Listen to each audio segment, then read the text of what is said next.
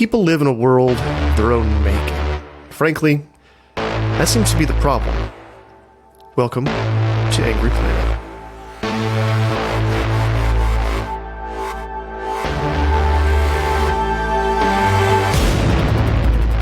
Hello and welcome to Angry Planet. I'm Matthew Galt. And I'm Jason Fields. And when it comes to U.S. Russia relations, everything old is new again. Russia and the West are separating fast. For those of us who were alive in the 1980s, it all feels bracingly familiar. That includes especially nuclear saber rattling. Putin, the Duman, and Russia TV feel like they've gone out of their way to remind the rest of the world, hey, we've got nukes. But how likely is the possibility of nuclear war really? And what are Russia's nuclear capabilities exactly? Here to help us answer those questions is Emma Claire Foley. Foley is an associate partner for research and policy at Global Zero, an organization working to reduce the likelihood of nuclear war and ultimately eliminate nuclear weapons. Emma Claire, thank you so much for coming onto the show. Thanks for having me. All right, so 1 to 10, how scared are you that we are on the precipice of a nuclear war? So I would say if 1 is not at all scared, nuclear weapons don't exist, this is not an issue. And 10 is there's like a confirmed report of an incoming nuclear attack. I'm like maybe a 4, maybe 3, maybe 4. And I've gone as high as 8 at different times during this crisis. But I can kind of break this down. In a recent interview, I think for Current Affairs, Noam Chomsky said that this for him is the high point of the risk of nuclear war in his lifetime. And, you know, he's someone whose opinions I take pretty seriously. And I think that I am feeling a similar way, although I don't have the same benefit of experience, right? But just looking at the situation and having the background in nuclear weapons and nuclear risk issues, I think there's a lot to be justly worried about right now. I would say basically the 2 scenarios that you're looking at, and this is reflected in the media as well as expert opinion and the official statements from, you know, the relevant governments are, you know, the kind of traditional scenario of a U.S. Russia nuclear exchange, which follows somehow from political escalation or some kind of impasse. And that would be, you know, an attack on each other's territory, possibly engaging the intercontinental ballistic missile forces of each country. And then the other scenario you're hearing a lot about is this so-called tactical nuclear weapon use that could be Russia using a so-called smaller nuclear weapon on the territory of Ukraine or in the vicinity in some way. The theory being that could, you know, de-escalate the conflict or create a situation where, you know, the Ukrainians and the Western allies who are providing material to them and support to them are not comfortable going any further. And so that brings an end to the war. I'm not like, I do spend a lot of time thinking about which one of these is likely or more likely, but I don't really have a precise schema for that. But I think there have been different moments during this crisis where one or another of those has become come to seem more or less likely. The other distinction I'll throw in here is that we think a lot in both of these scenarios about intentional nuclear use, you know, like even though it's a disastrous decision and one where, you know, in my opinion,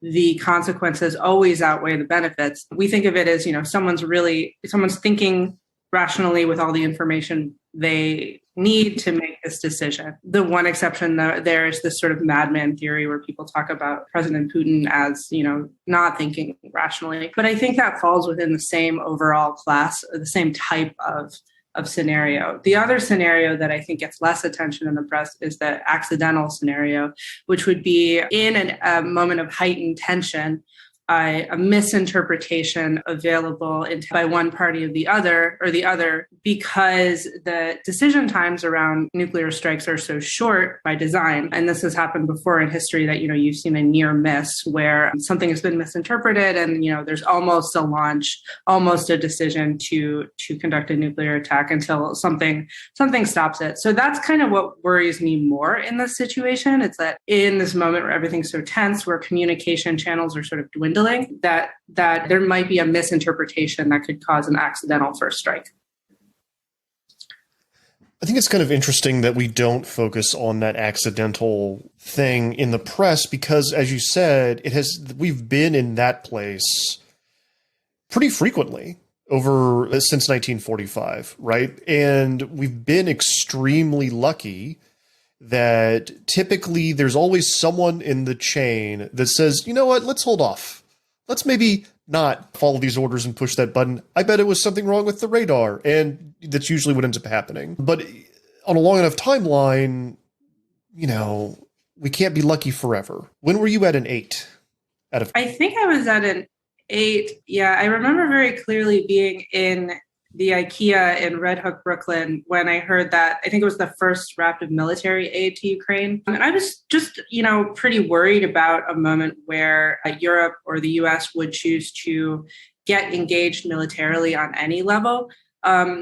We've, reached a weird, very unstable status quo within this conflict where it's like, this is happening, like there's massive military aid being sent to Ukraine, which has not provoked like any sort of direct confrontation between the US and Russia. But I remember being in this like massive warehouse of, all the things you need for like a comfortable life, looking out at the skyline of New York City and just feeling this like intense anxiety at a level that I kind of had not felt since I started this job about 4 years ago. That, all of that, everything around me and just sort of this great city and just everything we had ever known might disappear in the span of an hour if the move that had just been announced was taken as an escalation or a direct escalation against Russia. So I think that went away after a day or so, and it's kind of it's come back every so often. I think you get used to this, to living in a state of heightened awareness and anxiety about this pretty quickly. But that moment really sticks in my mind as one where I was really afraid that this might spin out of control. That's interesting because I've similar, it wasn't that exact moment, but I actually had one today where I have these moments where it's usually when I'm looking at the bigger picture and taking in like big data streams, I start to get a little scared and start to think that this thing is going to escalate in ways that we're not quite prepared for. And I was looking at Moldova and some of the alleged arsons that are happening within Russia that we don't know that much about. I'm getting kind of worried today. So I understand. But setting that aside, can I get you to react to, there's been so many weird little bits of rhetoric and escalation that have happened over the past few months regarding nuclear weapons. The most recent one is Lavrov on Russian state TV. And I'm going to read the quote here. And this is translated, of course, so it's, things are going to be lost. He's on television. He's talking about a nuclear exchange with the U.S. Quote, "The danger is serious, real. It cannot be underestimated.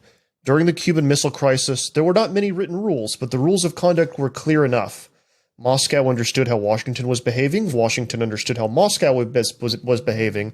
Now there are few rules left." What do you make of that? Do you think there are few rules left, that this is more scary than the Cuban Missile Crisis? I mean, I think there are a lot of valid comparisons to the Cuban Missile Crisis that we can make as observers.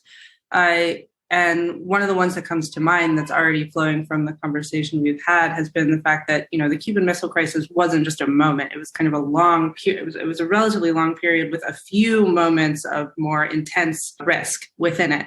And that, I think, is a good way of understanding the nuclear dimension of this moment, and I think of how nuclear weapons play into all kinds of conflicts in general. I think the thing to focus on here is that this is coming from the chief diplomat of the country that is actively pursuing the invasion that precipitated this moment of risk, right? So it's like, and you're seeing similar language from the United States. We saw just very recently U.S. military leaders meeting with allies, striking a very similar, that Russia's invasion of Ukraine is a death blow to the international order. The same idea of like the rules, right? And the great power competition, this is the line that is put forward, this is not my interpretation, is now the ascendant geopolitical paradigm. So this is something that we've heard a lot about in the last few years, right? Like great power, this and that the US, China, and Russia are sort of like balancing their interests and thus determining the path of geopolitics rather than, some sort of rules-based order that is mostly used in these situations, I think, rhetorically to justify a movement away from, abiding by existing agreements, right? Because I think we have to ask ourselves who makes these rules. It's not like there's a higher legal authority that either of these countries is reliably respecting or appealing to, right? The U.S. and Russia have both decided, and you can even think of this decision as collaborative in some way, right? Like it has occurred through dialogue between these two countries that together possess about 90% of the world's nuclear weapons. They've both decided that the rules as they stand are less valuable than the advantage they can get from what they see as, activities that stretch these rules until they break. But it's interesting to hear Lavrov say this sort of thing, because it's like, if he's describing the Cuban Missile Crisis as a time when there were, understood norms rather than rules, right?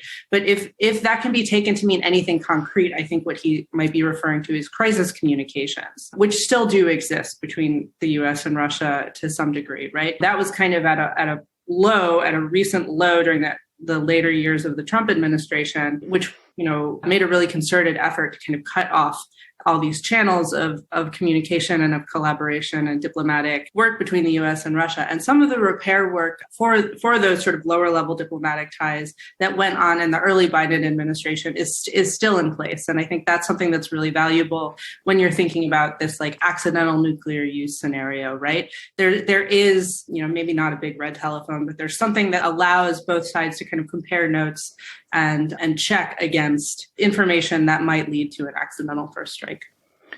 I was talking with someone a few weeks ago, a retired general, who was talking about protocols. Like, so, what exactly the tit is for the tat, so to speak.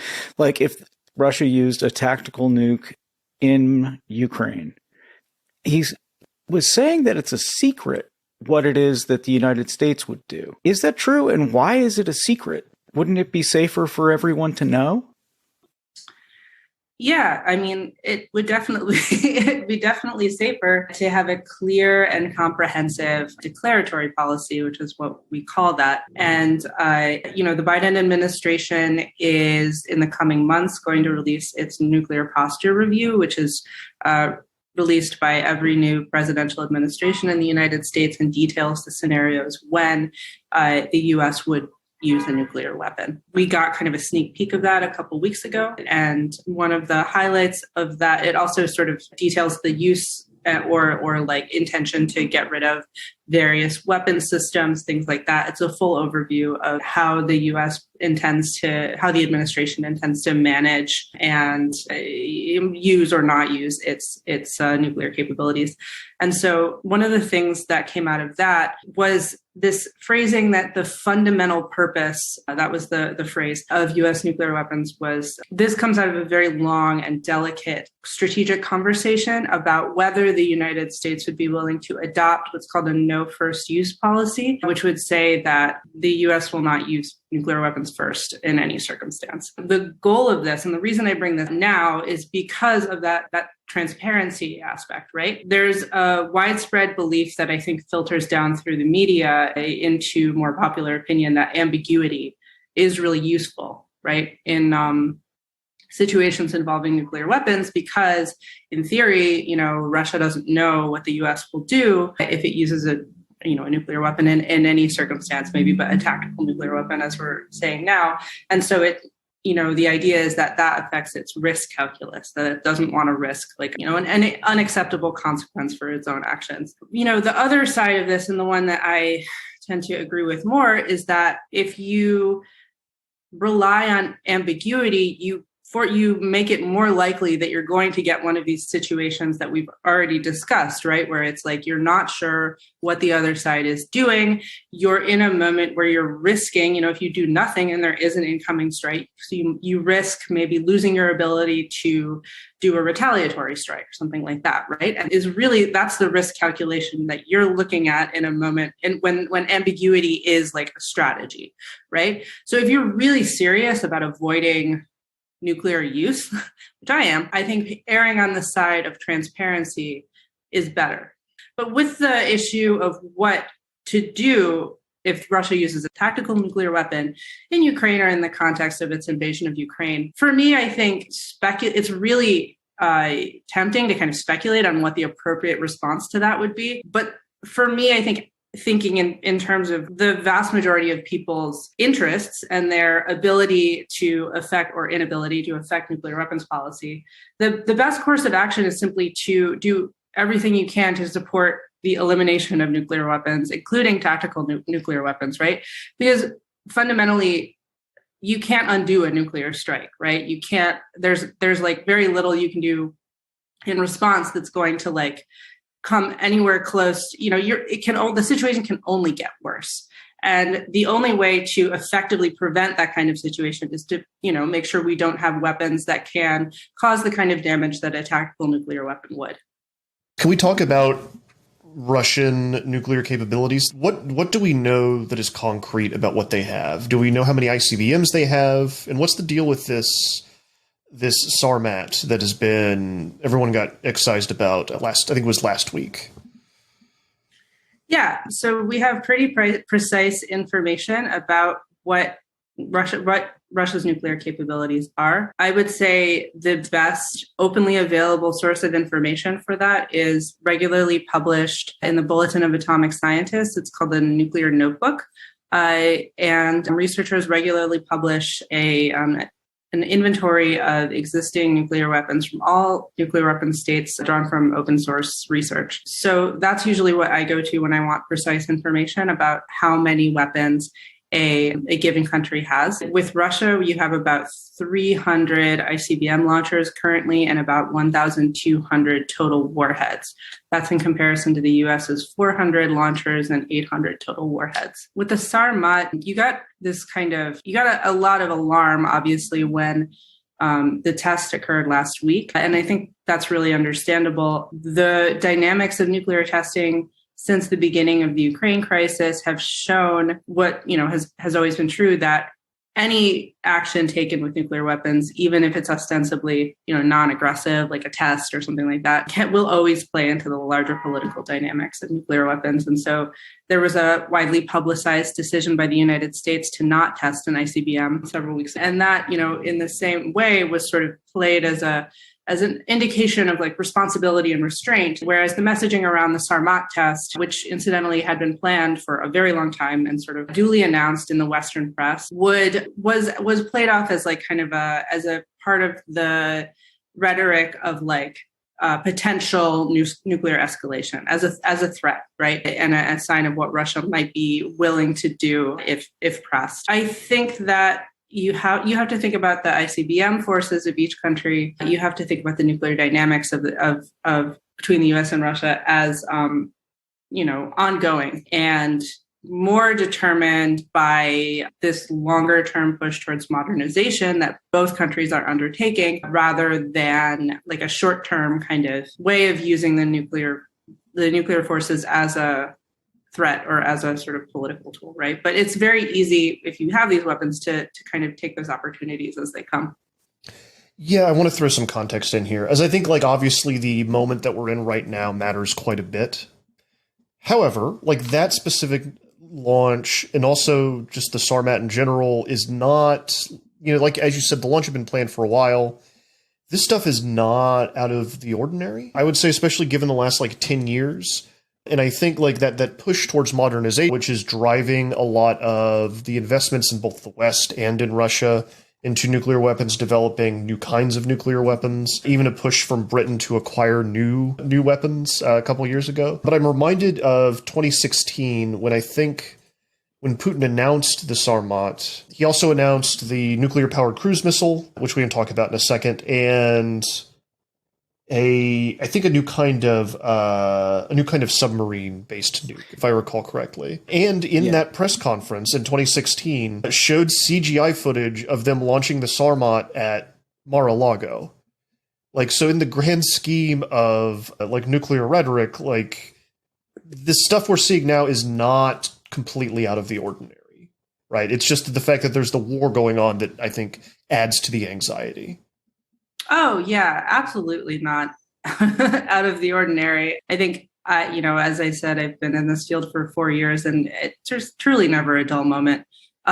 Even before I started working on nuclear disarmament. But yeah, I mean, I think that on the longer term, that shouldn't necessarily be taken as comforting. Again, I do kind of err on the side of like, yes, you should be worried about nuclear weapons. In the longer term drive by Russia, the sort of new wave of nightmarish weapons, some of which you've mentioned, that it rolled out in the past few years, at different levels of success in development or at different stages in their development are a real escalation in the same way that the United States decision during to expand the range of nuclear weapons it is building and possesses is an escalation. It's strange also to contrast this to what I think before the Ukraine invasion was a persistent sense in the public mind that nuclear weapons were somehow less relevant or less threatening than they had been maybe 30 years ago. Although that I think is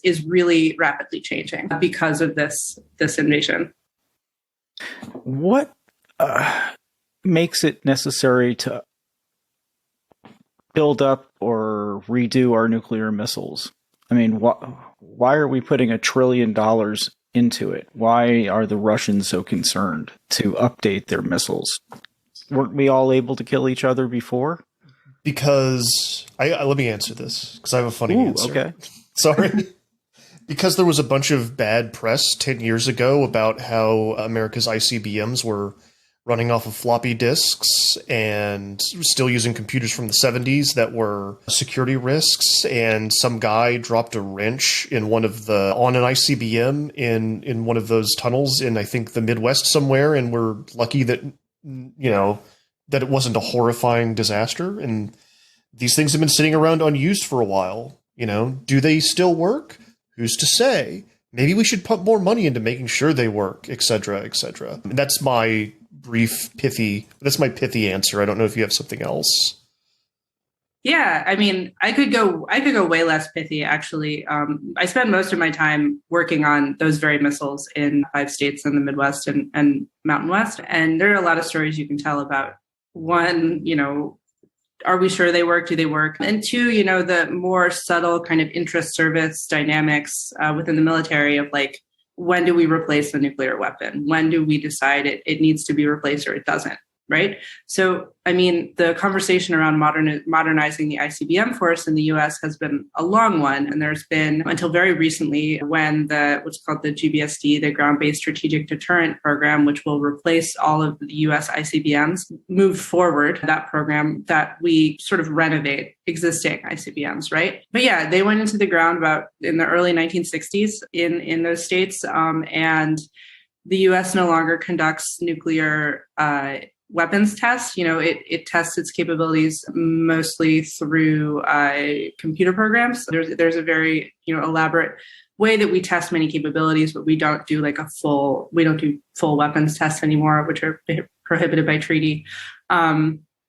So there are arguments for replacing them, and the one I tend to go to is that ICBMs are more of a risk than they are a benefit, even if you're someone who fully signs on to nuclear deterrence as an indefinite basis for national security. And we can go into that logic if you like. But yeah, we've committed to investing $300 billion roughly into replacing our ICBMs. Can't we just hire Elon Musk to do it? I mean, Absolutely he's already got not. all the rockets. No, absolutely not. Those rockets explode over Boca Chica. No, thank you. We lost enough nukes in the ocean in the days of Strategic Air Command. We don't need more. We don't need more broken arrows. Yeah, I don't know if move fast and break things is the way you want to approach. What can the U.S. do to ease tensions here, do you think? Yeah, that's a great question. I would say that what you're seeing now from the U.S. is intentions to isolate Russia in sort of diplomatically, politically going forward. That is the intention. I think you can read pretty easily into the sanctions and other economic measures that have been taken against Russia. And I'm not saying that was a bad response overall, but I would say from the perspective of nuclear weapons, that is just not a responsible attitude to take. Right? There are many different aspects to the U.S. Russia relationship. And we've seen many moments during the Soviet period, right, where in certain areas, like the U.S. and Russia, or the U.S. and the Soviet Union, rather, were not in any way getting along, right? Things were very tense, but nevertheless, like there was still progress being made on arms control issues. And that, I think, is kind of what in the medium term we need to aim for, right? And a functional relationship, even if it's not a good relationship. But in the moment, the number one priority should be keeping the risk of nuclear use low, which means maintaining communication whenever possible and not feeding into this rhetoric of, no rules, global collapse, the need for, arming yourself to the teeth, first of all, is the only response to these developments. Well, we do have another player now arming themselves to the teeth. And I'm not talking about North Korea, which, boy, is its own case. And I'm sure, we all know they are armed to their teeth.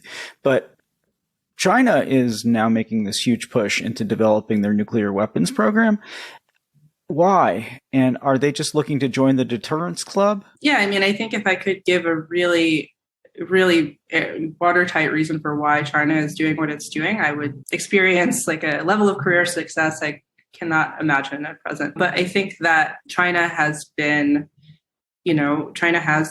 about 300 nuclear weapons. And so in terms of deterrence, I think that is sufficient, right? But there has been this like ramped up rhetoric around China as an adversary of the United States. There are complex dynamics in that tripartite relationship, right, where China and Russia have pretty close ties, and the U.S. is kind of navigating its relationship with both of them. Obviously, this invasion has thrown a big wrench into all of that. But I would say that I wouldn't read China's decision to expand its nuclear arsenal as like a simple aspirational attempt to kind of, become a world power. If we're measuring like being a world power, a great power, as they say, by how many nuclear weapons you have, right? Whether you achieve parity with the US and Russia. I think that you can look at it to some degree as like a part of China's like longer term ambitions. I think the more interesting questions with China and nuclear weapons and China and just sort of its international role in particular remains in the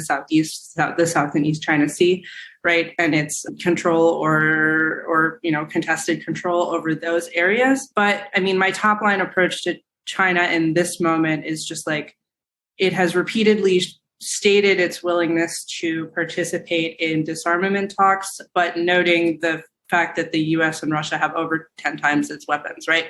And so while any country developing new weapons is worrisome and should be addressed, this kind of isn't the number, I don't see it as the number one like priority, the number one thing to be addressed in US national security policy.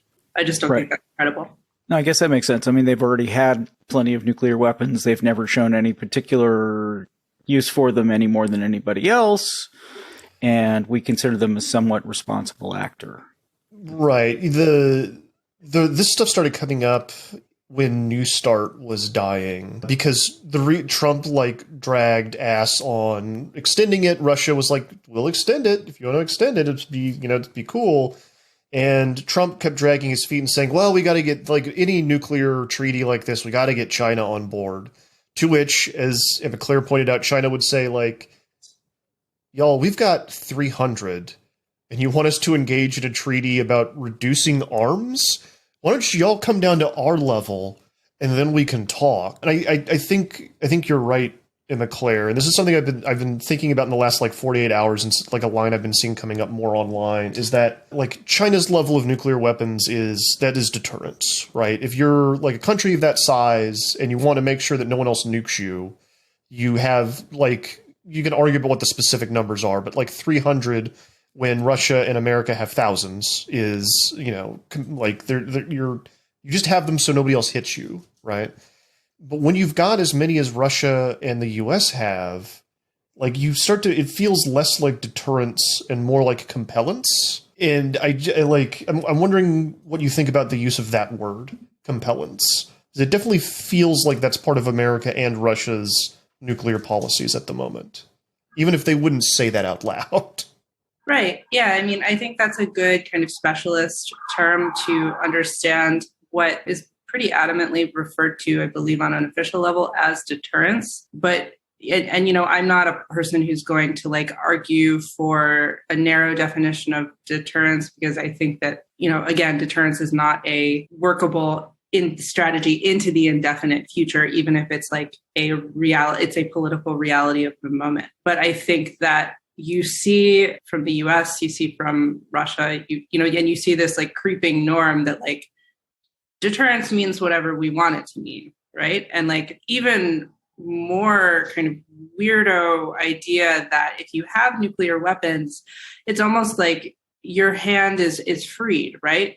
And one thing that's really interesting about the Ukraine invasion and the sort of public effort to grapple with it is that it's a clear example of the way in which sometimes, having nuclear weapons limits what you can do, right? There is a fairly sizable contingent of supporters within the United States for some kind of more active U.S. military role in Ukraine. Even if nuclear weapons didn't exist, I am not at all sure that that would make the situation better rather than worse, but I don't think we need to go into that kind of counterfactual. But basically, within that discussion, you're kind of seeing people realize that the existence of nuclear weapons really does limit what you can do without inviting consequences that are on a level that are far beyond what we're seeing right now. It also allows us to not do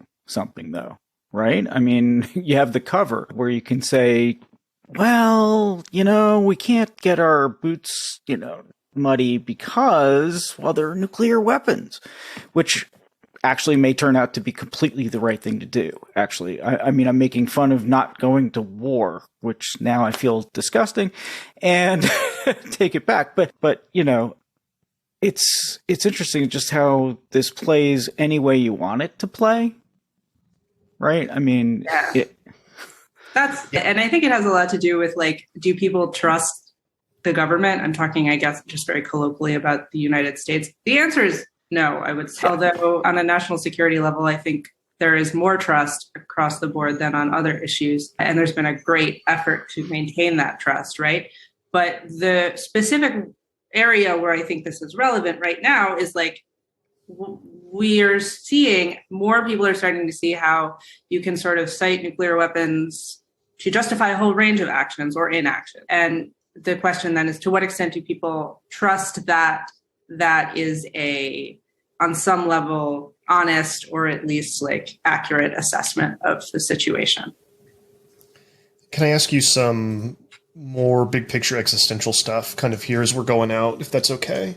Oh, yeah. So there's a lot of newcomers to nuclear anxiety right now. I've had a lot of my friends asking me about it. What's your advice to someone just learning about this stuff now?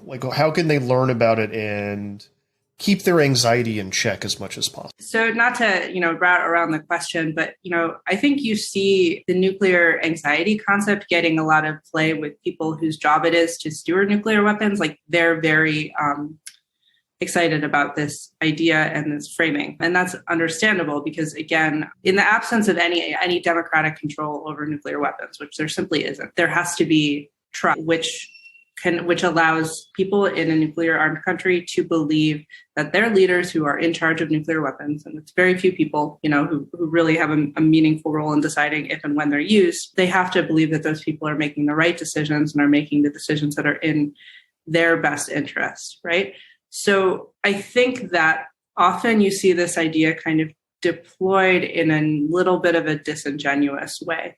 Because when you think about like why people experience anxiety, something that I think it's a condition that a lot of people I feel they exist in these days, right? It's kind of a state that you exist in, but at some point there was something that caused it, right? Maybe it was in the past, maybe it's sort of just become a part of your life, but there's a cause there, right? Somewhere deep. And when you're thinking about kind of that experience of that mental state, it's often easier to address the feeling rather than the cause. But with nuclear weapons, I think you need to make a real distinction here, which is like it's a very different situation than like having some experience in the past, which then has created this kind of condition in you, right? There are actionable, if very difficult and remote, paths to getting rid of nuclear weapons and therefore removing the cause of this anxiety, right? And so everything I'm saying probably sounds very obtuse and very just like, walking around the actual question. But I think this is really the key to addressing nuclear weapons, right? I really think it's valuable if you're someone who's waking up to this moment where you're feeling a real visceral fear that nuclear weapons might be used, that you find a way to start understanding how nuclear weapons work, what their actual role is, how many, the sort of basic 101 stuff. And then 2, like, what can you do to make sure we're moving in a direction where they are less of a threat? It's a tall order, right? But it's not impossible. And I've found that when I'm facing these overwhelming, existential issues, but, ones that are fundamentally human created, like nuclear weapons, the best way to manage those feelings, which can be overwhelming, is to find something that you personally can do to address it. For me, I get that through my work, but I think increasingly there are opportunities for mass action, for organizing, things like that, for talking to representatives where you can, in some small way have an effect on this issue and really take an action that allows you to feel less helpless and less just like at the mercy of this force that can feel so elemental, right? And so eternal, because they're really not. What do you do when you're not talking to people like us? I mean, how do you actually try to move this along? Well, a lot of what I do is talk to other people like you. She's doing it right now, Jason. Yeah, no, what else? I mean, you've devoted your life to it in a way that most people haven't. So, I mean, I do that, but I think increasingly I'm interested in political organizing I can do through my job and externally that allows to claw back some level of democratic control over nuclear weapons and over foreign policy writ large. That is such a tall order, right? There's so much to do to get to the point where U.S. policy meaningfully reflects like what Americans want to see in the world. I think there's like a lot of mismatch there, but there's also a lot of opportunity to work on that. So, when I'm looking for opportunities to work with neighbors, work with friends, work with people in my city, in my state, to work for a better political status quo, for me, the nuclear issue is always far down on the horizon. It's far away, but it's there, right? Because if you're building up the capability to take action on domestic political issues that affect our lives directly and in an everyday way, that power will then be available to you to address these questions that feel extremely remote, extremely abstract, but in these unpredictable moments, extremely visceral, extremely personal, and extremely frightening. So that's my take. I think that's a really great message to end the show on. So that's what I'm going to do.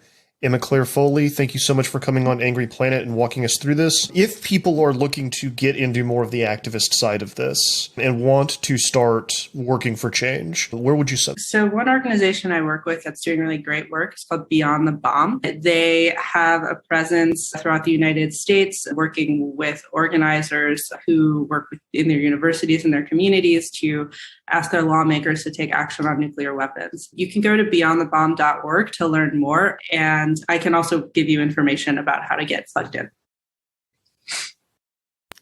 As Martin Pfeiffer would say, we built them, we can dismantle them, lick the bomb, everybody. Thank you so much.